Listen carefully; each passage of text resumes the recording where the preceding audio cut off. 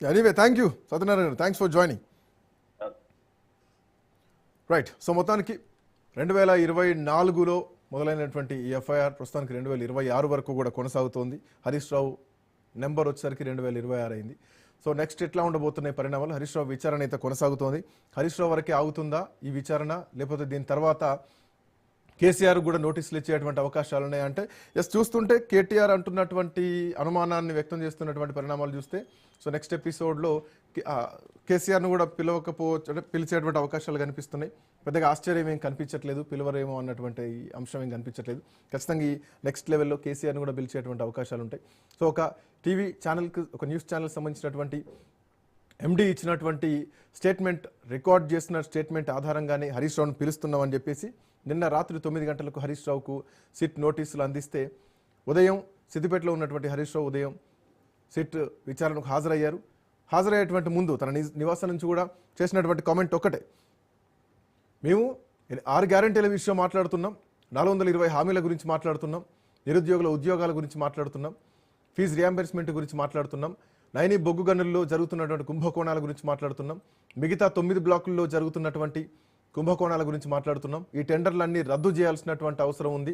తెలంగాణ సొమ్మును బయట వాళ్లకు దారాదత్తం చేస్తున్నారు. దీని మీద సిబిఐ ఎంక్వైరీ చేయాలి. సో వాటాలు పంచుకోవడానికి జరుగుతున్నటువంటి పంచాయతీలు, కేబినెట్ సమావేశాల్లో కూడా వాటాల పంచాయతీలే జరుగుతున్నాయి. మంత్రులకు ముఖ్యమంత్రికి సయోధ్య లేదు, మంత్రులకు మధ్య సయోధ్య లేదు. ఒకరంటే ఒకరికి పడినటువంటి పరిస్థితులు ఇప్పటి వరకు కొనసాగితే ఇక గత 2 రోజుల నుంచి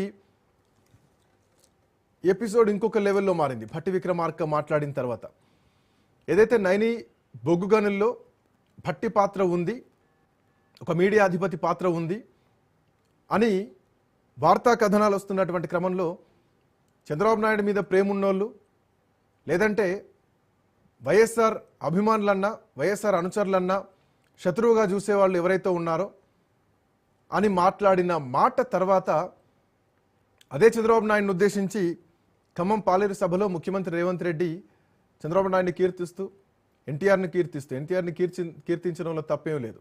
కాంగ్రెస్ పార్టీకి అగెనిస్ట్గా తెలుగుదేశం పార్టీని స్థాపించినటువంటి వ్యక్తి ఎన్టీఆర్. సో అట్లాంటి తెలుగుదేశం పార్టీ మీద కాంగ్రెస్ పార్టీలో ఉండి కాంగ్రెస్ పార్టీ ముఖ్యమంత్రి చేసినటువంటి కామెంట్ ఈరోజు కాంగ్రెస్ పార్టీలోనే కొంత అలజడి సృష్టిస్తోంది. సో కాంగ్రెస్లో ఏం జరుగుతోంది, ప్రభుత్వంలో ఏం జరుగుతోంది, పిసిసి మహేష్ కుమార్ గౌడ్ దీనిపైన ఏమైనా రెస్పాండ్ అవుతారా? క్రమశిక్షణ కమిటీ చైర్మన్గా ఉన్నటువంటి మల్లు రవి ఏమైనా రెస్పాండ్ అవుతారా? అసలు ఏఐసిసి రెస్పాండ్ అవుతుందా?